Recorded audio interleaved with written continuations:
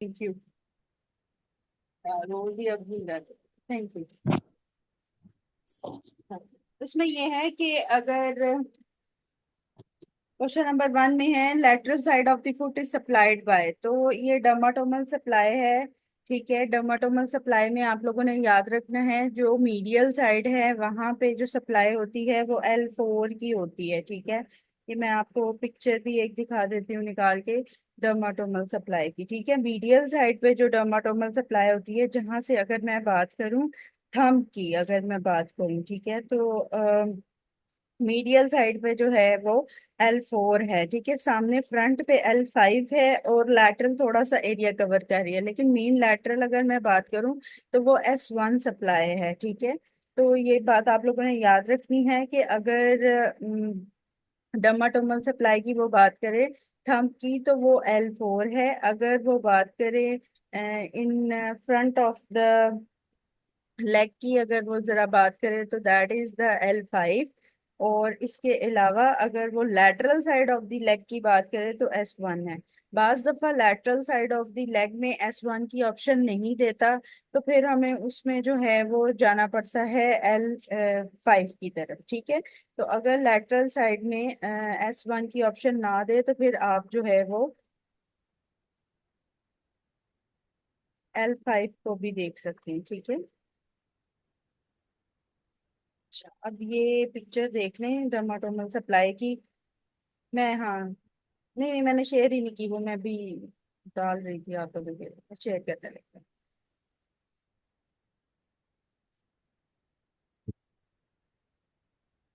Ma'am L4 ये भी L3 और L4। L4 is in the medial side, L5 front पे थोड़ा सा एरिया कवर कर रही है और S1 जो है वो लैटरली है। L3 जो है ये नी के कैप की होती है या नी जर्क की होती है, नी के कैप की वैसे L4 होती है। ठीक है, नी जर्क के लिए ये L3 काउंट की जाती है। फिर in front of the leg जो है वो S2 है और ऊपर अपर पार्ट में L1 है। ठीक है, L2 है और L1 है। ठीक है, S2 S3 S4 आप लोगों को पता है कि पेरिनियम की होती है। ठीक है, और इसके अलावा पीछे बैक ऑफ द लेग में भी S2 नीचे तक आ रही है, लेकिन लेग की सिर्फ मीडियल और लैटरली लिखा हुआ आएगा। तो ये L4 L5 ही बात, L4 और S1 की बात आएगी, मीडियली L4 लैटरली S1। ठीक है, और अगर फ्रंट की बात आएगी या एक्सटेंशन के अंदर इन्वॉल्वमेंट की बात आए तो वो L5 के साथ है। ठीक है, तो ये बात याद रखनी है। हाँ, पोडेंडल नर्व जहाँ पे S2 S3 S4 होती है ना, तो पेरिनियम की भी वही होती है ना, क्योंकि pudendal nerve mainly S2 S3 S4 पे सप्लाई कर रही होती है, तो पेरिनियम के एरिया पे वही होती है। ठीक है, तो L2 front of the leg में, L3 नी के एरिया को कवर करती है, L4 मीडियल साइड, S1 जो है लैटरल साइड और L5 फ्रंट पे लोअर लेग में इंटीरियरली और एक्सटेंशन के लिए भी बाज दफा L5। ठीक है, और ये डर्माटोमल सप्लाई जो ज्यादातर एमसीक्यूज आते हैं वो यही आएंगे, थंब के आएंगे, लैटरल लेग के आएंगे, मीडियल लेग के आएंगे, या फिर ये नी का आएगा। ठीक है, तो ये मल्टीपल टाइम एमसीक्यूज आए हैं जो ये मैंने आपको बताया। ठीक, question number 2, a boy fell from height, compression of sole of foot, which of the following, तो interior arch of the foot, जहाँ पे हमने मीडियल और लॉन्गिट्यूडनल आर्च पढ़ी थी उसके अलावा हमारे पास होती हैं ट्रांसवर्स आर्चेस। ठीक है, ट्रांसवर्स आर्च भी होती हैं फुट की। ठीक है, उसके अंदर जो है वो इंटीरियर और पोस्टीरियर ट्रांसवर्स आर्च काउंट की जाती है। ठीक है, तो जब भी सोल ऑफ फुट की बात करेगा, अब ये एक पिक्चर देख लें, इसके अंदर आप लोगों को नजर आएगा ये सोल ऑफ फुट के अंदर बात कर रहा है, ये सोल ऑफ फुट की उसने पिक्चर दी हुई है सोल की। ठीक है, बॉटम व्यू की दी हुई है और फिर ट्रांसवर्स आर्च लिखा हुआ है।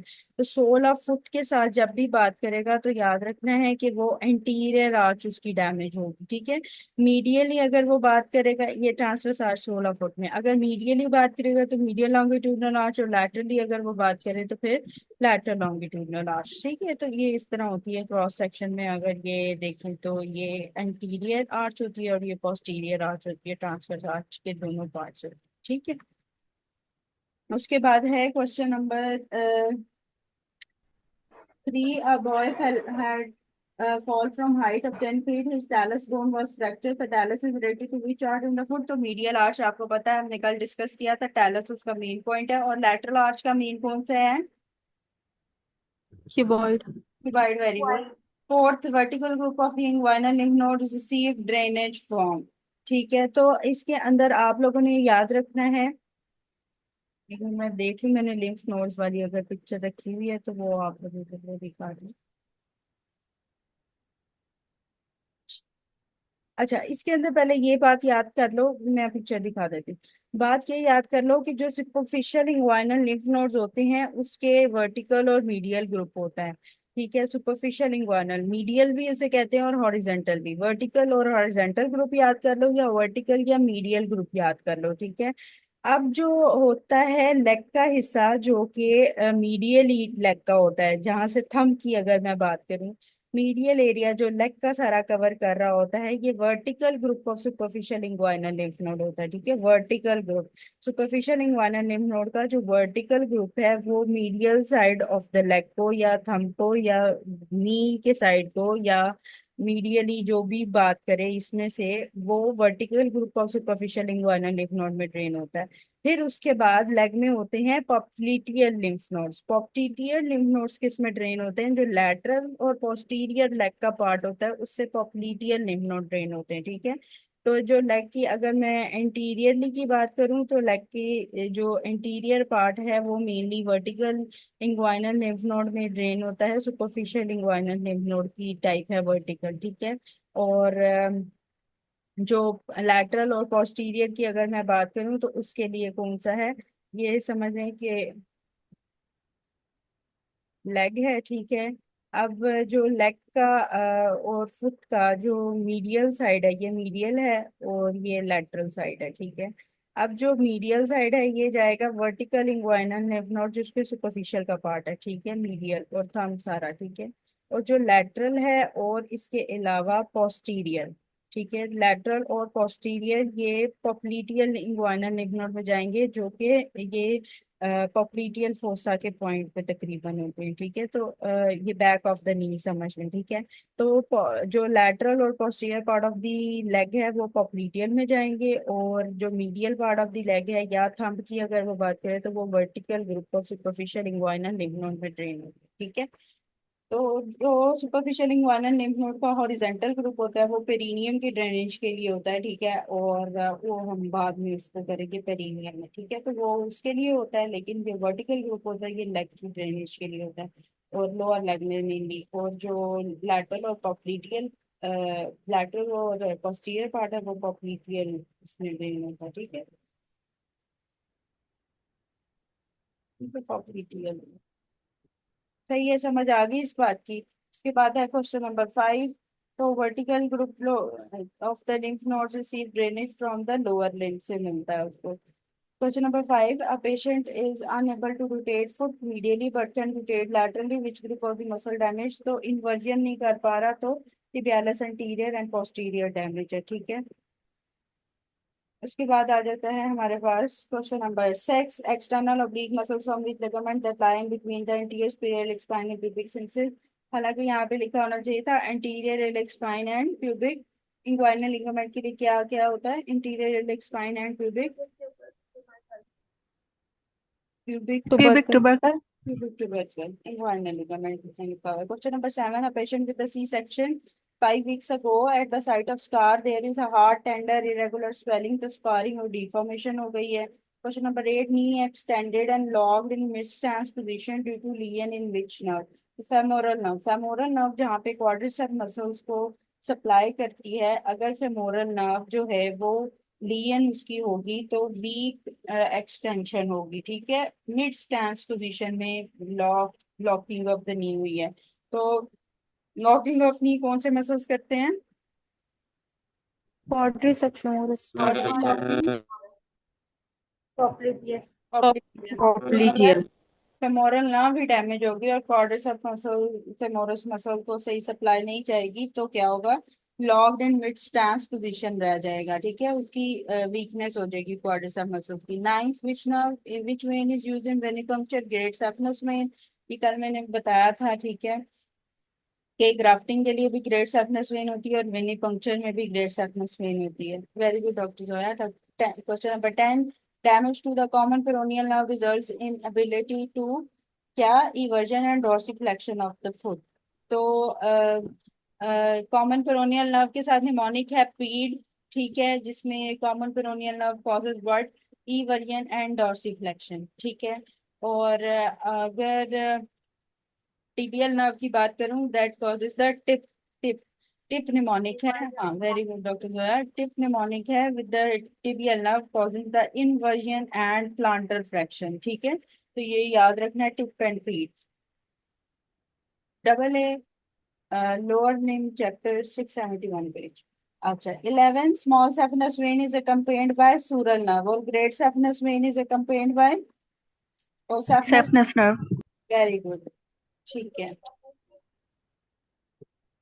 उसके बाद है question number 12, great saphenous vein passes through which following, तो फोसा ओवैलस, ये कल भी मैंने बताया था, फोसा ओवैलस की ओपनिंग से एंटर होता है, ठीक है, सैफनस ओपनिंग होती है वो। Question number 13, an old patient presents with the short leg which is laterally rotated which fracture is suspected, तो नेक ऑफ फीमर सस्पेक्ट होगा जिसकी वजह से वो लैटरली रोटेटेड होगी और शॉर्ट लेग होगी, शॉर्ट लेग, ठीक है। शॉर्टनिंग के साथ जो है वो नेक ऑफ फीमर के साथ एसोसिएट करें। Neck of femoral hernia lies what, तो जो फिमोरल हर्निया होता है वो क्या होता है, lateral and below the pubic tubercle, और inguinal hernia is medial and above the pubic tubercle, ठीक है। तो इंग्वाइनल और फिमोरल हर्निया में यही फर्क होता है कि जो फिमोरल है वो lateral and below the pubic tubercle होता है। Yes doctor Hamza. Question number 15. A multiparous woman having non-tender swelling in front of thigh below the inguinal ligament is expansile and pulsatile. No history of fever, enlargement on straining. अगर enlargement on straining होती तो hernia होता, ठीक है। और जो एक्सपेंसाइल और pulsatile है ये इसको फेमरल आर्टरी एनोरिज्म की तरफ लेके जा रहा है, ठीक है। फेमरल आर्टरी एनोरिज्म में फीवर भी नहीं हो सकता पेशेंट को, तो इसमें ये आ जाएगा। अगर फीवर होता तो फिर सॉस एब्सेस वगैरह भी होती, ठीक है, लेकिन वो भी नहीं है, फीवर भी नहीं है, तो इसलिए इसमें जो है वो क्या है, femoral artery aneurysm। Question number 16, a female patient presented with incisional hernia which layers comes out first after skin and subcutaneous, तो transversalis fascia। अच्छा, अब इसके लिए एक पिक्चर देख लें हर्नियाज के लिए, तो उससे थोड़ा सा,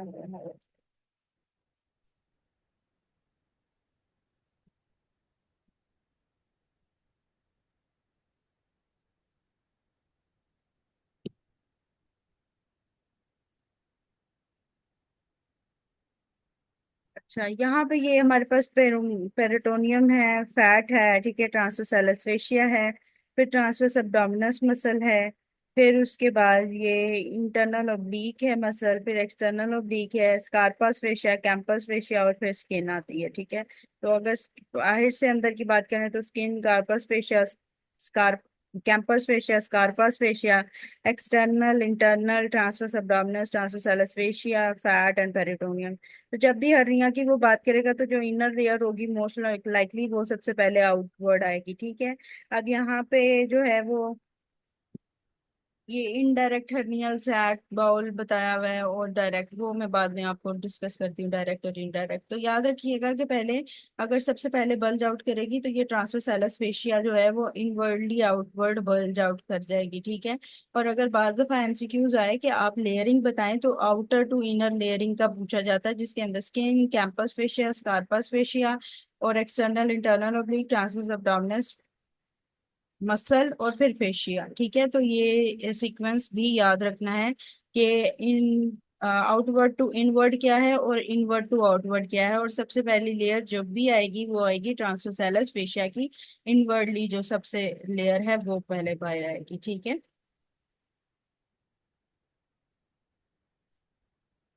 अच्छा, question number 17, the terminal branch of interior tibial artery is what, तो डॉर्सैलस पीडियस आर्टरी होती है। अगर डॉर्सैलस पीडियस ना हो तो सप्लाई किससे होगी,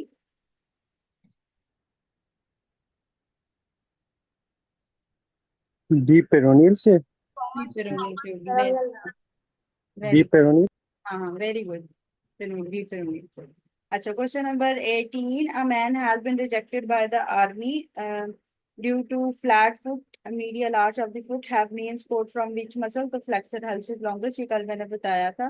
ठीक है, और lateral longitudinal arch का मेन मसल कौन सा था? Peroneus longus. Very good. Peroneus longus. During anesthesia, question number 19, which nerve commonly injured in lower limb? तो common peroneal nerve। अगर ओवरऑल इंजरी की बात करें एनेस्थीसिया में तो अल्नर नर्व लिखना है, और अगर लोअर लिम्ब की बात करें तो कॉमन पेरोनियल, और अपर लिम्ब की अल्नर नर्व। ठीक है, और ओवरऑल भी अल्नर नर्व प्रेफर्ड होती है कॉमन पेरोनियल से। Question number 20, popliteal fossa lymph node drainage तो किधर से होती है? Lateral dorsal surface of the foot. ठीक है। Question number 21, deep plantar artery is the branch of dorsalis pedis की ब्रांच होती है डीप प्लांटर आर्टरी। ठीक है, और पार्मर आर्च जो डीप बनती है वो भी ये डॉर्सैलस पीडियस की वजह से ही बनती है। ठीक है, डीप प्लांटर आर्टरी डीसी की होती है और पार्मर आर्च डीसी से। Question number 22, which vascular part of the fibula is use for the bone grafting? The middle part fibula का यूज होता है। ठीक है। Question number 23, L5 root value damage results in the following result, तो क्या होगा? Weak dorsiflexion. नहीं, अगर मैं ये फुट की बात करूं तो उसके अंदर वो रेडियल आर्टरी है, वो डीप पाल्मर आर्च, हैंड वगैरह की बात करते हैं तो उसमें आती है रेडियल आर्च। अगर फुट में आर्चेस की बात करूं तो फिर उसके अंदर प्लांटर आर्च, सॉरी, पाल्मर। ठीक। Okay okay, thank you for the correction. वो प्लांटर आर्च है जो पाँव की है, और पाल्मर आर्च हैंड की, सॉरी। हाँ, वो पाल्मर आज वो हम कर चुके हैं अपर लिम्ब में। Question number 23, L5 root value damage results in the following result, तो वीक डॉर्सिफ्लेक्शन है। ठीक है, L5 रूट वैल्यू आपने देखा कि L5 जो है वो फ्रंट पे सप्लाई कर रही थी लेग के, तो अगर वो डैमेज होगी तो वीक डॉर्सिफ्लेक्शन होगी। ठीक है, dorsiflexion. 24, the foot ma'am bowler. D क्यों नहीं है? Loss of sensory supply. नहीं, सेंसरी सप्लाई तो नहीं, वो डर्माटोमल सप्लाई सेंसेशंस के साथ तो होती है, लेकिन अगर मैं L4 सामने फ्रंट की बात करूं, L5 रूट वैल्यू की, L4 L5, और फिर उसके साथ 8 नर्व्स की भी बात करूं तो फिर उसके अंदर ये डॉर्सिफ्लेक्शन जो है वो अफेक्ट हो जाएगी।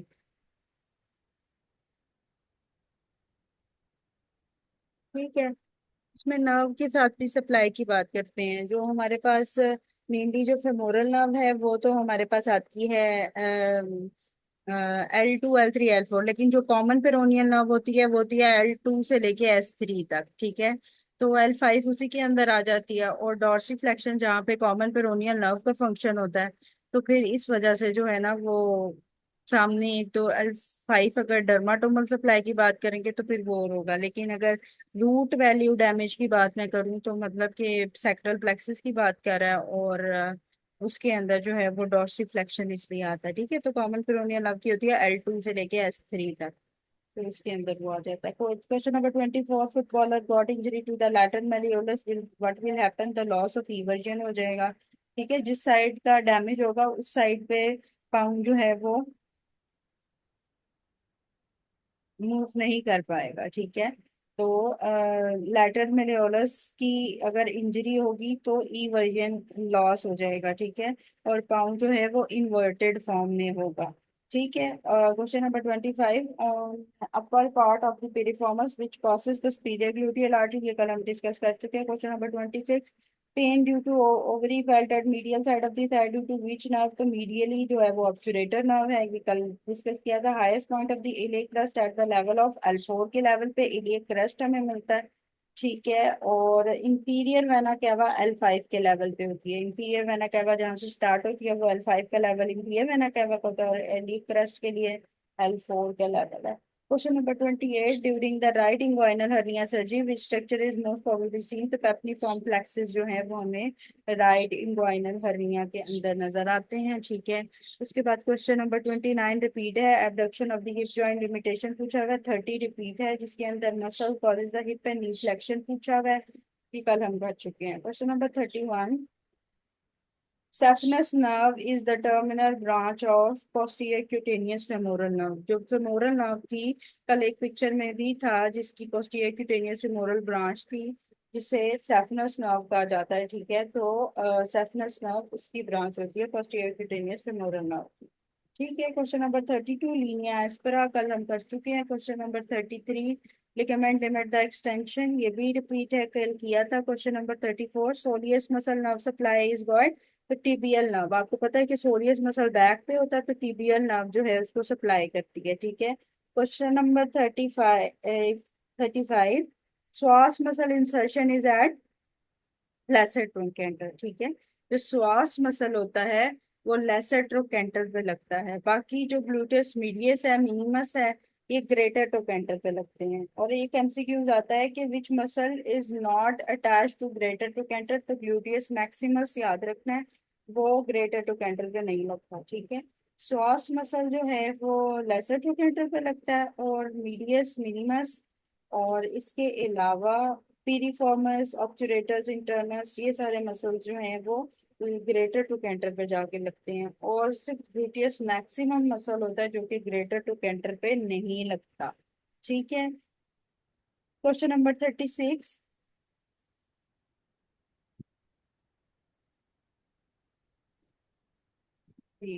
question number 36. The referred pain from the ureteric colic is the filling thigh due to is felt in the thigh due to the involvement of the following now. तो अगर referred pain to groin and loin होगी तो ये iliohypogastric and इलियो इंग्वाइनल nerve होगी, ठीक है। लेकिन अगर referred pain to thigh and testicles होंगी, ठीक है, तो वो फिर जेंटोफेमोरल नर्व होगी, ठीक है। तो ये दो चीजें याद रखनी है, ठीक है। थाई या टेस्टिकल की बात करेगा, मीडियल थाई की बात करे या थाई की बात करे, तो वो जेंटोफिमोरल नर्व होती है। लेकिन अगर मैं बात करूं ग्राइन और लाइन में जो जा रही है, ठीक है, तो वो iliohypogastric and इलियो inguinal nerves होती हैं, ठीक है। जो ऊपर एरिया में इलियक फोसा के लेवल तक ग्राइन एंड लाइन, वहां पे जो एरिया में रहेंगी वो इलियो इंग्वाइनल नर्व रहेंगी या इलियो हाइपोगैस्ट्रिक, और अगर थाई में चली जाएगी या टेस्टिकल में तो वो जेंटोफिमोरल। Question number 38. An athlete ran and felt pain in the left leg. Next, he noticed swelling around the ankle joint with the painful but unable to stand or move. तो ये याद रखना है कि अगर एंकल जॉइंट पे swelling होगी और वो खड़ा हो सकता है तो प्लांटेरस का टेंडन है, लेकिन अगर खड़ा भी नहीं हो सकता तो एक्लीज टेंडन है, जिसकी वजह से वो खड़ा भी नहीं हो सकता। इतना पेनफुल होता है एक्लीज टेंडन कि उसमें खड़ा भी नहीं हुआ जाता, और अगर वो खड़ा हो पा रहा है ऑन द फुट, ठीक है, प्लांट टेरेस है, मतलब कि वो पाँव रख पा रहा है प्लांट टेरेस पे, वो खड़ा हो पा रहा है, ठीक है। और अगर नहीं रख पा रहा तो एक्लीज टेंडन है। 39 the patient in 40 second presented with the dilated and tortuous superficial vein with no other abnormality present, what is the cause. तो आपको पता है जब भी हमारे पास सुपरफिशियल डायलेटेड वेन्स होती हैं तो उसमें क्या होता है, वॉल्स का प्रॉब्लम होता है, ठीक है। तो इनकम्पिटेंस या इनकम्प्लीट क्लोजर ऑफ वॉल्स की वजह से टॉर्शियस या सुपरफिशियल वेन्स होती हैं। इस डिजीज को हम क्या कहते हैं, varicose vein. Very good man, very good. Question number 40. A player had an injury on the lateral side of the knee. Which artery is at the risk of damage? तो lateral side of the knee पे जो है वो interior tibial artery supply करती है। And interior tibial artery accompany with which nerve? Common peroneal. Common peroneal का आगे से पार्ट बताएं। कॉमन पेरोनियल आगे से सुपरफिशियल पेरोनियल। नहीं, डीप पेरोनियल, ठीक है। तो एंटीरियर टिबियल आर्टरी हाँ फिर डीप पेरोनियल नर्व। और अगर नेक ऑफ फिब्रिला की मैं बात करूं इंजरी की, तो कौन सी नर्व और आर्टरी जाएगी जी, कॉमन पेरिनल नर्व। ठीक है। और artery interior tibial artery. Anterior tibial artery, very. तो यही एमसीक्यूज इसी तरह ही रोटेट होके आते हैं, ठीक है। अच्छा, उसके बाद है क्वेश्चन नंबर 41 फेमोरल पल्स, ये कल मैंने बताया था। Question number 42 tibial portion of the sciatic lost, flexion of the knee is possible due to the short head of bicep femoris. अब बाइसेप फेमोरस के दो हेड्स हैं, लॉन्ग हेड और शॉर्ट हेड। जो लॉन्ग हेड है उसको टिबियल पोर्शन sciatic नर्व का सप्लाई करता है, और जो शॉर्ट हेड है उसको फिब्यूलर पोर्शन सप्लाई करता है, ठीक है। तो जो अगर टिबियल पोर्शन चला गया तो शॉर्ट हेड को सप्लाई फिबुलर पोर्शन से आती रहेगी, ठीक है। तो इसने यही पूछा है कि टिबियल पोर्शन लॉस्ट हो गया लेकिन फिर भी फ्लेक्शन ऑफ नी पॉसिबल है, तो उसके अंदर क्या है के short head of bicep femoris innervate हो रहा है by the fibular part of the sciatic nerve, तो उसकी वजह से फ्लेक्शन अभी कायम है। 43 the muscle attached by the aponeurosis is what? palmaris longus।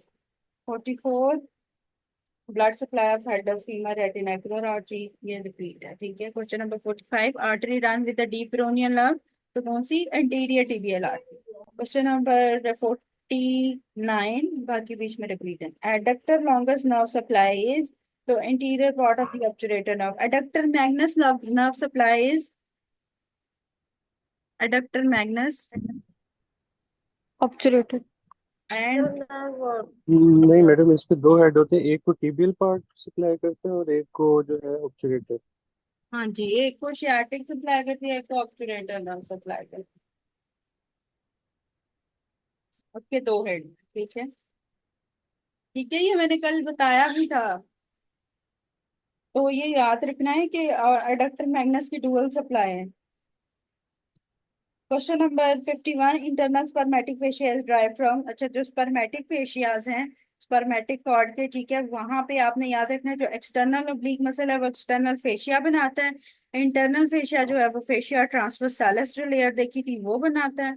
और cremasteric fascia internal oblique muscle बनाता है। ये फेशियाज का पूछा जाता है, तो याद रखना है कि जो भी फेशियाज की अगर वो बात करें तो जो स्पर्मेटिक फेशिया है वो किस किस से बनता है? इंटरनल स्पर्मेटिक फेशिया बनता है from the fascia ट्रांसवर्सालिस, external bye the external oblique, और जो क्रीमेस्टेरिक फेशिया है वो इंटरनल ओब्लिक मसल से बनता है। Question number 53 common cause of DVT is the prolonged immobilisation, ठीक है। 54 long head of bicep femoris is innervated by the tibial nerve।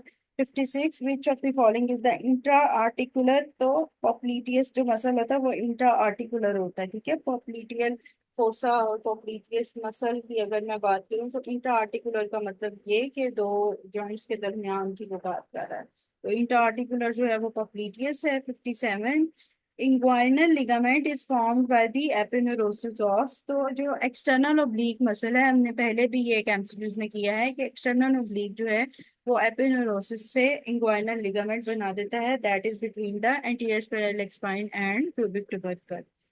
Question number 58 deltoid ligament restrict क्या करता है? ई वर्जन को रिस्ट्रिक्ट करता है। 60 patient had difficulty in standing and badly gained nerve involve is the superior gluteal nerve, muscles involved in the with the superior gluteal nerve and waddling gait is medius और minimus.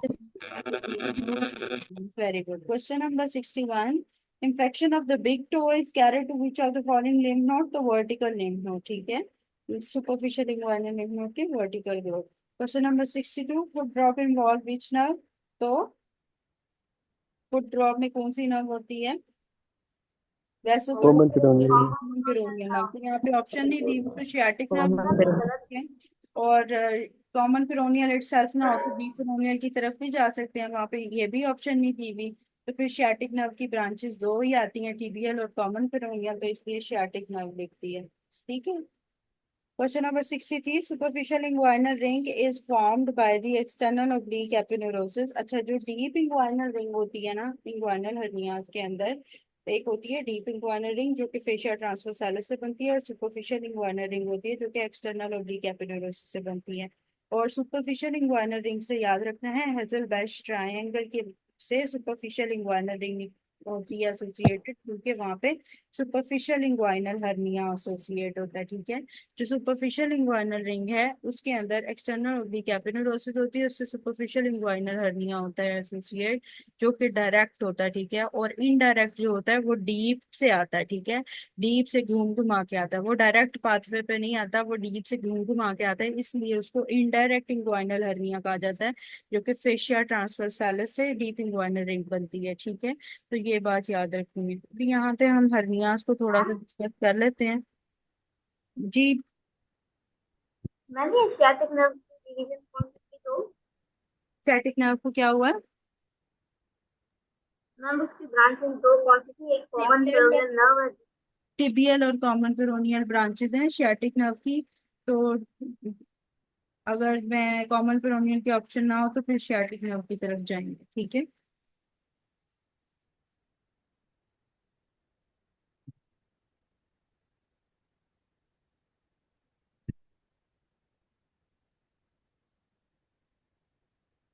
अच्छा, अब ये indirect और direct inguinal hernia की बात अगर मैं कर लूँ यहाँ पे थोड़ी सी, तो उसके अंदर क्या है कि जो इंग्वाइनल केनाल से घूमता घुमाता आ रहा है पीछे से, वो इनडायरेक्ट है, और जो सिर्फ posterior wall of inguinal canal से निकल रहा है, बल्ज क्या रहा है, वो डायरेक्ट इंग्वाइनल हर्निया है। इसे हेजलबर्ग ट्रायंगल भी कहते हैं, जिससे ये डायरेक्ट इंग्वाइनल हर्निया निकलता है। ठीक है। उसके बाद क्या है, can descend into the scrotum, indirect inguinal hernia scrotum तक जाता है लेकिन डायरेक्ट नहीं जाता, क्योंकि ये सिर्फ directly posterior wall of the inguinal canal से बल्ज आउट कर जाता है। ठीक है। तो ये स्क्रोटम तक नहीं जाता। फिर जो इनडायरेक्ट इंग्वाइनल हर्निया है, अगर वो सर्जरी पे पूछें कि आपको कैसे पता चलेगा कि ये डायरेक्ट है या इनडायरेक्ट है, तो सर्जरी पे इंफीरियर एपिगैस्ट्रिक वेसल्स के थ्रू पता चलता है। ठीक है। तो अगर इंफीरियर एपिगैस्ट्रिक वेसल्स के लैटरल पड़ा होगा तो वो इनडायरेक्ट होगा, और अगर मीडियल पड़ा होगा तो वो कौन सा होगा, डायरेक्ट होगा। ठीक है। तो जो ये डायरेक्ट है वो मीडियली पड़ा होगा। ठीक है, डीएम। एंड जो इनडायरेक्ट है वो लैटरली पड़ा होगा, आइडियल के नाम से। आइडियल, आइडियल से याद रख लो कि आइडियल जो है वो इनडायरेक्ट है, और डीएम से याद कर लो कि जो डायरेक्ट है वो मीडियल है। ठीक है।